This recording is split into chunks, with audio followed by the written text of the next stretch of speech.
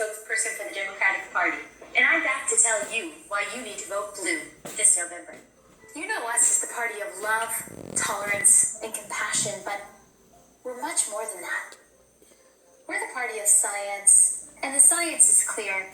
Men have periods, babies are clumps of cells until they're born, and maybe a few minutes after. Vaccines save lives unless they're developed while Trump is president, and voting for us will end hurricanes, wildfires, and tornadoes. As our nation reels from a pandemic with at least a 98% survival rate, we need a party that understands that riots, liquor stores, and abortion clinics are immune to the virus, while churches and schools are dangerous and must be shut down. It's for your safety. Democrats stand for justice. That means we'll ruin a man's life based on no evidence because we believe all women, unless your name is Tara Reid. As fighters for justice, we have a winning message from our activist base. Abolish the police and prison systems. At the same time, we'll push to take away your guns and eliminate single-family housing zones. It'll be fine. Our commitment to justice also means we'll stand by as the lives, businesses, and property of people who did nothing wrong are destroyed.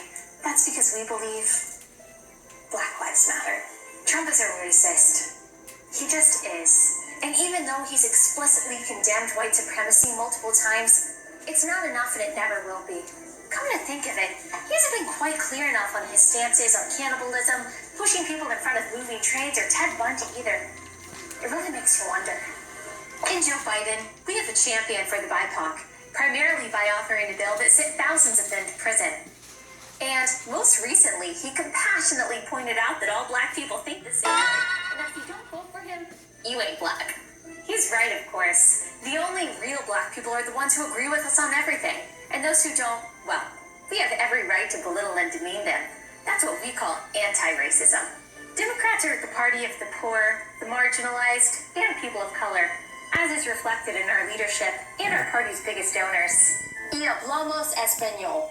One thing Democrats are best at is exciting our base. We do this by coming up with stories we know will make you angry, and then dropping them entirely without corrections when they get old.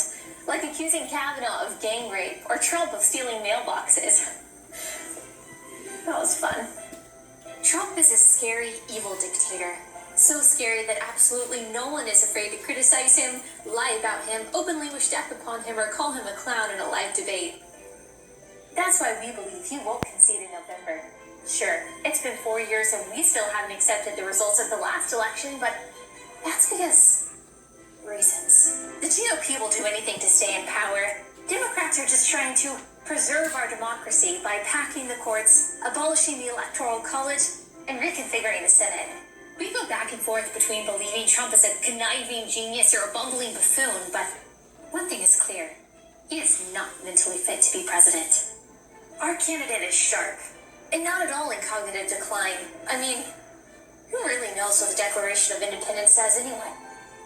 And who are you to say corn pop isn't real? The choice is clear.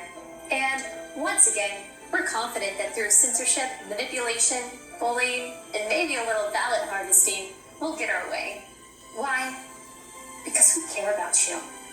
So much so that we're willing to wear you down until you fear getting silenced, doxxed, fired, or ruined if you don't agree with our agenda. That's love.